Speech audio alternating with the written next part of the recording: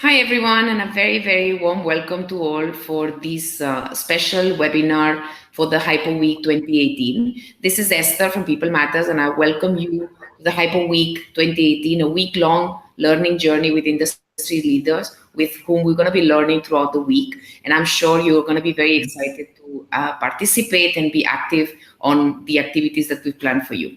This is our sixth consecutive edition along with Right Management and People Matters. We're very excited to bring you the Hypo Week once again with fresh perspectives.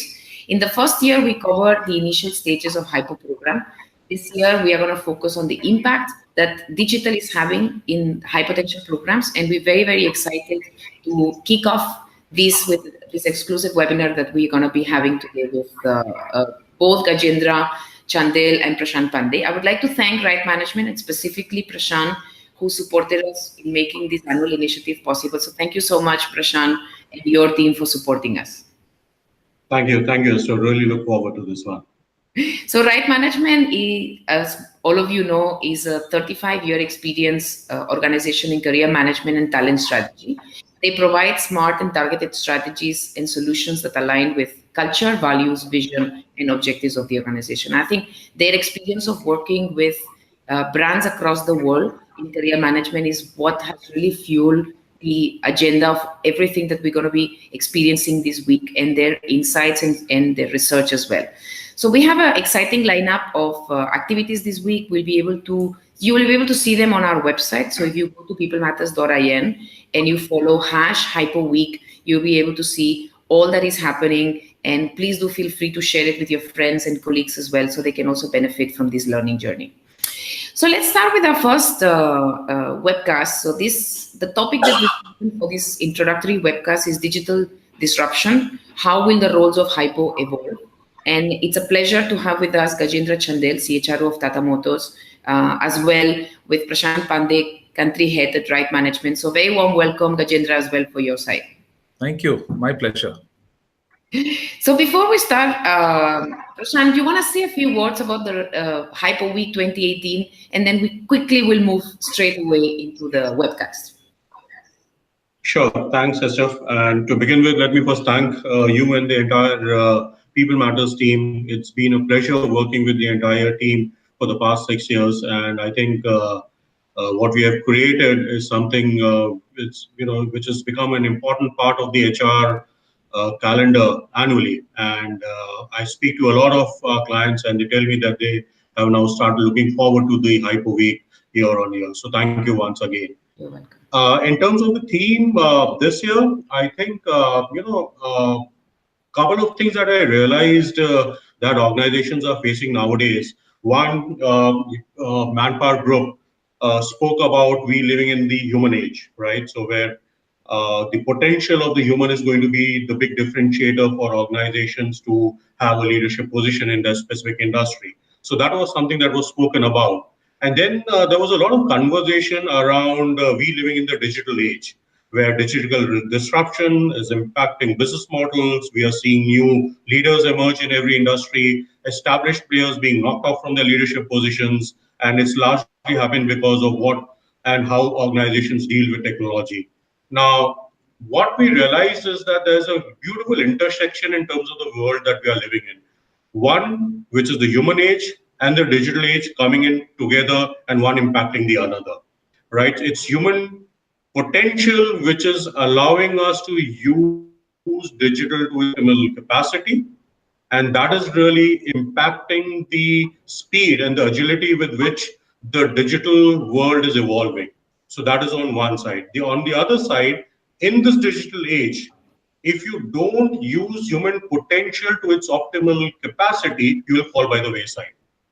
Right, so this whole intersection of the human age and the digital age is a very interesting world that we lived in, and we thought this year it will be an interesting about, specifically in the context of the high potentials, right? So, and that's why we thought in terms of while organizations speak about high potentials extensively, in this whole new age, in this whole world where digital is being a bit disruptor, what is the role that organizations are expecting high potentials to play, so that they are able not only to use digital as a trigger for their business disruption, but also also make those changes in the organization so that the changes are more sustainable. And that we thought would be an interesting topic to explore this year.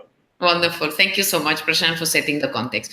So I'm going to quickly jump straight to the first question, Gajendra, for yourself, and with a beautiful context from Prashant. Why is it important to talk about high potentials in the context of digital? And you represent an organization that, it's a brick and mortar traditional organization who's actually transforming very rapidly. So why is it important to talk about high potentials in the digital context? So first of all, thank you for the invitation for joining in for this discussion. Welcome. And, I myself learn a lot about these discussions because when you asked this question, I was wondering, I have never come across this kind of interesting intersection. And what Prashant also mentioned, you talk of high potentials, yes, in the organization. You talk about digital, yes, but you don't talk about HiPos in the context of a digital age. So it set me thinking, what does it actually mean? Correct. And then I realized that, it means a lot actually, and it is very meaningful to discuss, and it's good time to discuss this. So you see, every organization worth its salt has been discussing about high potentials, managing high potentials and high performers for a long period of time. Now, if you really see high potentials and the entire talent in any organization, they operate in a certain ecosystem. And today the ecosystem is being heavily influenced by the digital world and the digital age. So obviously the high potentials will also get impacted by these changes in the ecosystem. So when I look back into my own organization, I see that the digital is impacting the organization in very different ways in different parts of the organization. For example, I have the customer-facing organization, which is sales, service, marketing, spares, and all that. Yeah, and I see a lot of analytics and digital being used for different reasons. One, for gauging about what the customers' expectations are and what the experiences of our customers have been. And it is in the context of the changing competitive scenario in our world of automotive. Because the technology is also changing towards more electric, more connected vehicles, etc., etc. So in that context, how do you manage the experiences and expectations of the customers? It is handled in a digital world very differently today. People are not expecting that they come to the showrooms only. Of course, in India, it is still very prevalent that people buying a car, for example, is an event for the family. But people want to see and compare without going to 10 different showrooms or 10 cars being brought to them. So it is being handled very differently in our customer-facing organization. So our high potentials who deal with that or who are in that part of the organization are changing the ways and means of approaching the customers, gauging the customers' expectations and needs very differently. Yeah. So we are, for example, we have deployed in many of our showrooms. So that's one of the part of the digital that is deployed in our showrooms, where customers don't have to see 20 different vehicles at the same time to make a choice. They may see two or three. After they have shortlisted, they may see two or three, not more than that. Similarly, when I look at my manufacturing organization, very different. The digital is impacting our supply chain completely. Yeah. Similarly, when I look at the product development organization or R&D organization, once again, today, a lot of designing, for example, building the vehicles, it's more done digitally than the cars are actually physically assembled for testing on the tracks. And they are sent for homologation and road testing, etc. So a lot of work, instead of being done on the test tracks of the company, it's being done digitally, sitting on the computers. Our people, our engineers are able to do that. So it's changing very differently. So the high potentials in those environments are dealing with their respective part of the organizational role very differently as compared to what they were doing just 2, 3, 4 years ago. Correct. So it is impacting in a big way the way they deal with their subject areas, which is their functional responsibilities and their people. Now, there are lesser people in our crash testing facility, in our various kinds of other testing facilities, including, for example, we have this NVH, yeah, testing facility. They are able to do it on the computers. All simulations are available. They are able to do it. And people don't have to be sweating it out in the sun all the time because all conditions are simulated on the computer itself. So the way our high potential Thanks, manage Gajendra, this for is sharing the changing context on dramatically. how high potential, why is high potential important in the context of digital, and how is that affecting the different parts of Tata Motors business. So Prashant, tell us more about how do you see that, because you work with organizations across different industries. So give us some insights about how and why high potentials in the context of digital is such an important topic, and how you've seen it maybe in different examples of other industries as well. Sure.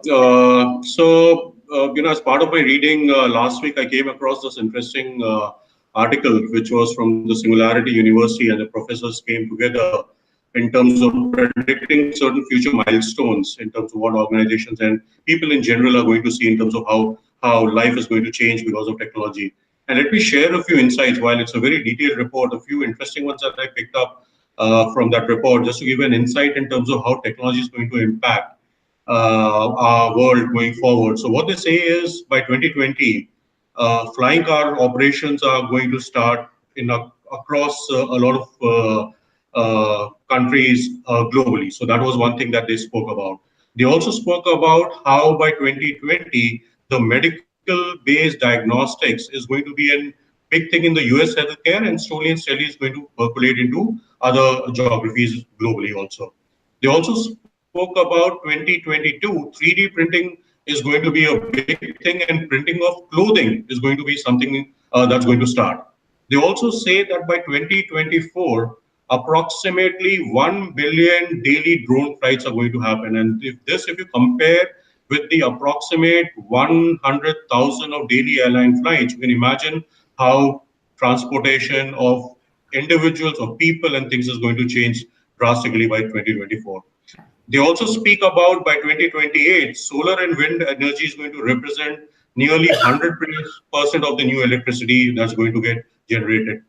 The reason why I'm quoting these points is basically trying to, something that we all really understand and appreciate, how digital is really impacting us on a daily basis and how business models are getting impacted on a daily basis. Now, if you think in terms of high potential, now if you really think in terms of what high potentials are expected to do in organizations, they are the ones who really need to think ahead of the curve in terms of appreciate and understand how technology is going to impact their business models and what they need to do in case they need to stay ahead of their peer companies so that their leadership position is not getting impacted. Now, if that is the role that the hypos really need to play, and if this is the speed of the technology disruption that we are talking about, and in that context, then how hypos really need to understand, appreciate the role that they are expected to play is going to be a big conversation in organizations. Well, it's a very relevant conversation that organizations really need to have, and hence relooking in terms of how we identify hypos, how we engage with them is a conversation I think organizations seriously need to have in the days to come. Yeah, thank you. Thanks, Prashant. So, Gajendra, I'm coming back to you on just taking the cue from Prashant's last point about how is the way that you are identifying hypos changed? Is your definition of a hypo changed, or formally, or do you think it's something that is actually going as the organization transforms and changes towards digital, then hypos also get changed? Tell us a little bit more about whether what you look for in a high potential, has that changed? So, Esther, really speaking, the way you look at the hypos in terms of their competence, etc., hasn't changed much actually. Because the very definition of hypos, the first thing we look at is how are they able to deal with the ambiguity, for example. Correct. Yeah. In fact, how much they love ambiguity, because that's getting created all the time continuously. Yeah. The second is how are they able to deal with people? How are they able to deal with the ecosystem? What kind of influencing skills do they have? Yeah, so we have two dimensions of looking at our hypos. One dimension we call as leadership challenge inventory. So what kind of challenges do they have? Yeah. And the other is what kind of strengths do they have, yeah, that they demonstrate. So those are not actually changing. Correct. Digital is something which is which is more technical and looked at technologically. So we look at the people who are able to, they have high learning ability, for example. That's another dimension of the high potentials. So the definition of high potentials is not changing. It is equipping these high potentials to deal with the changed environment, especially in view of the digital and AI, etc., that's coming more and more. So when after we have selected the high potentials, when we take them through a year-long development program, for example, they are exposed more towards new technologies and digital than we have done ever in the past. Their live business impact projects that they are supposed to undertake, those are all driven on the platform of digital and analytics. So fundamentally, the competence, the mindset of a high potential is not changing, but the way they deal with it is changing, and which is equipped over a period of time to these people. Because they visit, for example, they spend time with our dealerships, they spend time with our suppliers, etc.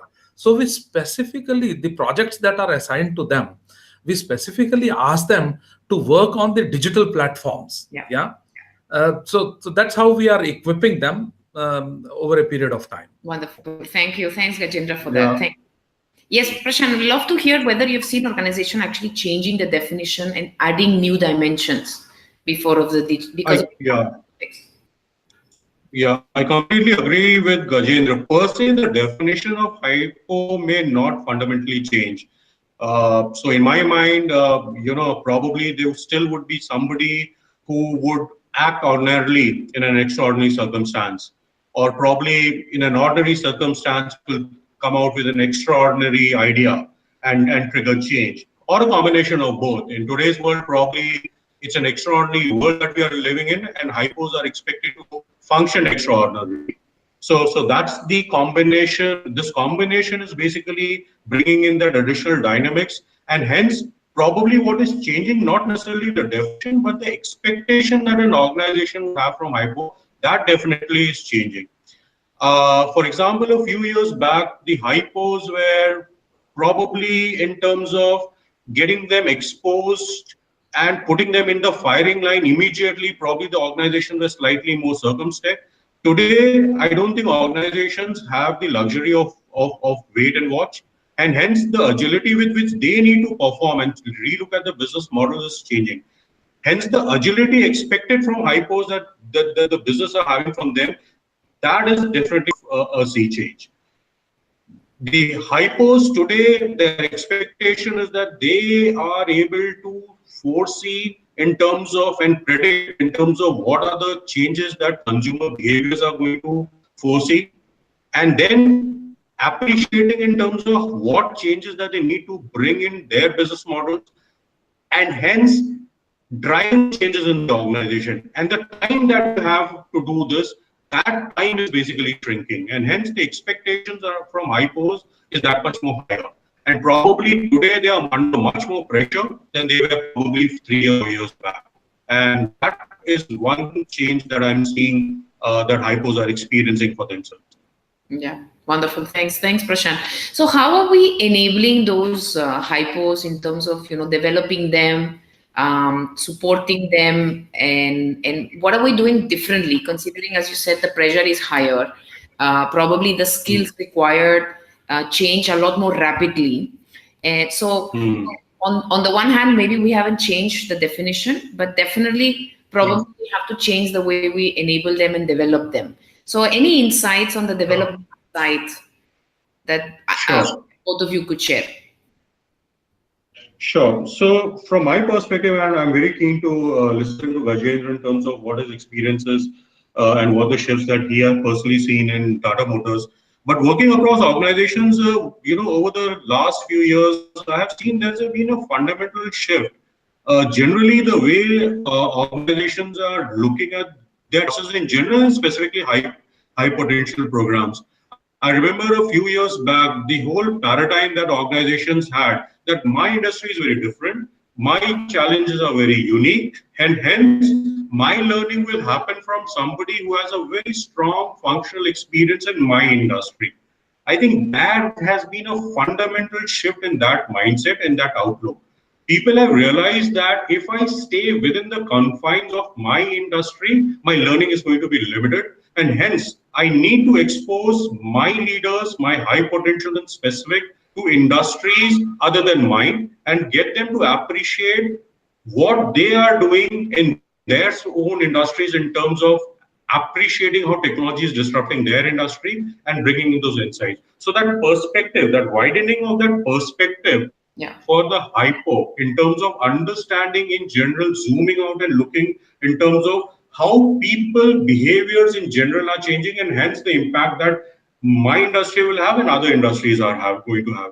That I think people generally have organizations have realized, and there's a huge shift in terms of how do I expose my leaders, my high potentials to industries other than mine. Because otherwise there are a lot of traditional industries where leaders have spent 15, 20 years in the same industry, and then there are blinkers in terms of this is what happens in my industry and this is what happens, and hence how do you expose them? A case in point that I would want to share with you is, for example, one of the engineering companies that we work with. Very clearly, when we discuss this aspect in terms of their insights in terms of what's happening in other industries, there's limited appreciation around that. Clearly, they were very open in terms of exposing them. And then what we did is took the high potentials from this engineering organization and inserted them for a couple of days in an FMCG and automobile company.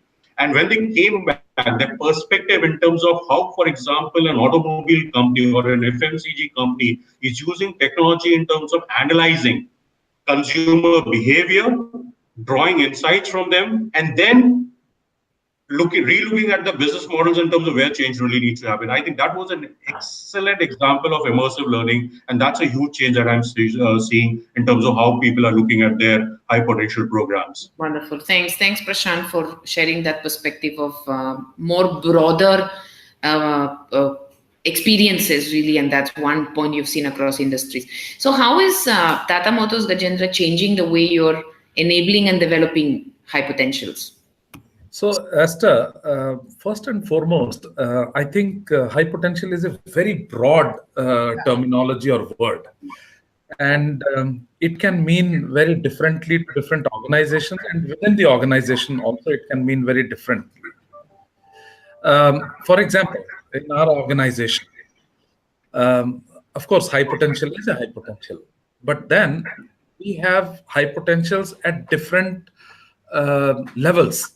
So high potentials who are at the entry level, when we look at, they are the high potentials for going over to take over the first time managerial roles. It's very different from those who will take the managerial roles to the next level, which is mid-management level, where they will lead the subunit or the smaller unit. So they are provided very different exposure, for example, to be part of the industry bodies. We have representations, for example, either at the industry body of automotive, which is called SIAM, Society of Indian Automotive Manufacturers. Similarly, representations to the governments about the regulations which are coming in, because our industry is also heavily regulated. So they are provided experience that they will be expected to deal with over the next couple of years. So that's how we prepare our high potentials. for the future. Yeah. So I have a question to both of you on the layer of new technologies. And so when we're talking about exposure to industries, exposure to leadership positions or people positions, what about exposure to hard technologies, which are more futuristic, which probably the organization does not necessarily have capabilities in-house, but things that are really going to change, whether we're talking about AI, blockchain, things that probably we're not necessarily using today on a day-to-day, but we want to expose those high potentials into those hard technologies. Is that something that you're doing across the board, or is that something that you're doing depending on the role and what the requirement of that role is? So, Esther, once again, it depends on what is expected of these high potentials over the next 2, 3 years, 5 years. Yeah. So, for example, if I talk of people at the middle management or at the entry level managerial positions, they are provided with the fundamentals of all these technologies, whether it is AI, whether it is now we are not even talking of AR and VR, etc. We are talking of MR, mixed reality. Yeah. So they are provided with all these exposures, blockchain, etc., etc. But in the context of the roles that they are expected to do over the next couple of years. So, for example, when we talk of our senior managers, they are provided exposure through our technology partners also. So, for example, we work with various technology partners like Microsoft, etc. People at the senior management levels are given that exposure to work with the technologies being developed by our technology partners. Whereas people at the middle and the junior management level, they are given exposure to work in our technology centers, yeah, where it is going to hit the ground in the next 1 or 2 years. Whereas the people at the senior management level, they are to deal with how will they think of their businesses 5 to 10 years from today. Yeah. So that's how it is different. Yeah. Go ahead, Prashant. Yeah, and I agree with what Gajendra said. It has to be very contextual to the role that they need to play. And you're right, Esther, to the extent that they need to be exposed to newer technology. But here we are not talking about high potentials being technology. They're not tech guys. You're not trying to convert them into tech guys. What they need to understand the power of the technology and how it can impact their business. So, for example, if we talk about AI, how can AI be used in their context from a customer service perspective, right? So let's stay closer to our domain, which is HR, right? So from a recruitment, talent acquisition, yesterday you had this whole conversation on talent acquisition, right? So how AI or robotics, for example, or chatbots can be used in that context. Now, if that appreciation, a high potential can visualize, can appreciate what this technology means and what it can do to my business model and how it can change my internal process or a customer facing process. If that appreciation that they are able to bring in, I think that is good enough. However, a high potential today will need to work very closely with functional experts, tech experts, to an extent that language that they speak and their ability to explain how they are reimagining this new process to work is something that they have to articulate in a very lucid manner. And hence their appreciation of the technology for high potential becomes extremely critical.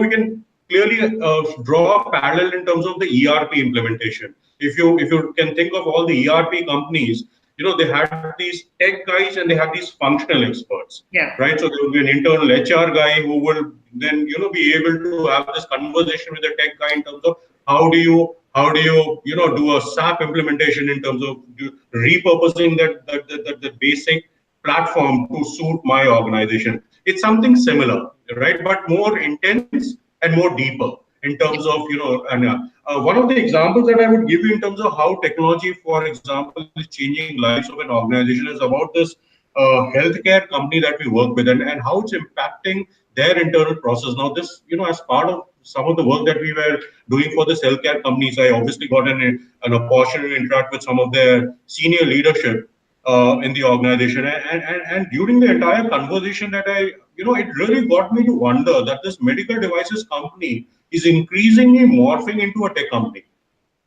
they are talking about IoT, AI, analytics getting into their devices. They're talking about, and this is not, we are not talking about futuristic. We are talking about all this happening in the next 3 to 5 years. Yeah. One drop of blood going into these devices will not only give out the entire medical history of this individual, but will get into preventive Medicare. Now, that's the reality that we are talking about in terms of now when we are talking to the leaders over here, they tell me that the type of talent that they are hiring is undergoing a change. The language that their R&D professionals really need to speak is undergoing a change. Now, that is something that we need to be appreciative of. So while they will not become tech guys, but that appreciation of technology, new technology, and how it's going to impact, that definitely needs to go up a few notches. Yeah. Wonderful. Thanks, Prashant. And I'm conscious about time as well for everyone, our viewers as well. And I can't even believe that it's gone so fast. So I'm going to ask you a closing question to both of you. For many of our viewers who probably have not yet started to think about the digital context, and probably the digital context is being spoken about, as Gajendra started with, in different parts of the business, but not necessarily in the context of high potentials. So what is the advice that you like to give them in terms of one thing that they should start doing and one thing that they should stop doing on contextualizing their hypo programs in the digital context? Who will like to start? One thing to start doing, one thing to stop doing as we close the webinar. Okay, Sure. I think in my view, Esther, start doing is exposing the HiPos to the entire ecosystem of business, not just within their respective functional areas, but much more. So if there is a high potential, for example, Prashant was talking about in human resources, not just how the technology is impacting the delivery of services or design and delivery of services and experience to the employees, but must understand that in what context and what ecosystem do our people in the organization and outside the organization work. Yeah. So, for example, if it is a talent acquisition, and we were there at your talent acquisition conference yesterday, I did not see too much of how our people are building the ecosystem. How are we working with, for example, the research labs? How are we working with universities? How are we working with the government? Yeah. So I think it is important and it's critical for the industry leaders, and especially if they are high potentials, to start thinking about the technology, including the digital world, in how is it going to change and how is it now working in the entire ecosystem, and not just within the company or just in the immediate neighborhood of the company. Yeah. So it has to be much more than that. So that's what the high potentials need to understand, because they also impact their ecosystem as the ecosystem impacts the working of our people, especially the high potentials. Yeah. So we need to provide that experience, exposure, and understanding of the people, and actually bring in those people. Yeah. So when we are grooming our high potentials, the development program of a year and a half, that the structured program that they go through, we bring in these stakeholders to the classroom and take our people to their workplaces. Yeah, that's very important to do. So we should stop thinking about that it's only being impacted by the ecosystem. We are also impacting them. So it's important that our people go out and see how the ecosystem of the government is working. For example, if it is relating to regulations, how are research labs in the country working? How the universities, especially from the HR point of view, for example. Similarly, bring them into the classroom and to interact with our people. And in fact, in some of the cases, what we have done is brought those people to mentor the projects that our people are going to run in the organization and outside the organization. So that's what is required to be done by the organizations, I think. Wonderful. Thank you so much. Thanks, Gajendra. Prashant, one thing to start doing, one thing to stop doing. Sure. So I think start doing one again, as Gajendra said, get them exposure about the entire organizational ecosystem. I would advise them probably to go a step further after exposing them to the entire organizational ecosystem. Expose them to multiple industries. So that I think would be an extremely important element to do. Second thing is give them exposure, appreciation of the newer technologies and what does it mean. If they can sit and write down on a piece of paper, draw the business model, and very quickly, say that this is the technology that will impact this part of my business. And if you don't do it in the next 3 years, 4 years, what the impact would be. If they can do that, I think that appreciation start doing. Stop doing, I would say, stop being circumspect about your high potential programs. Stop thinking in how much to do. Should I do it immediately? Should I wait? I don't think organizations have time. It's the organizations today need to be extremely agile. We are in a very fast-paced environment, and if we don't take the lead, somebody else would, and then we'll be left behind. So we have to stop being circumspect and doing a high potential programs in a half-baked manner. We just have to go all out. So that's from a stop being perspective. Continue, I think I would, organizations, when we used to do, we do a lot of strategy work for organizations, helping organizations define their strategy. And remember, the government had something called a Panchavarshiya Yojana, which was a 5-year plan, right? And organizations, when they worked on the strategies, they used to, at one point of time, 4 years, 5 years back, used to have a time frame of 5 years. I think that is no more relevant. Today, organizations work on the strategy documents which have a life of 2 years, at best 3 years.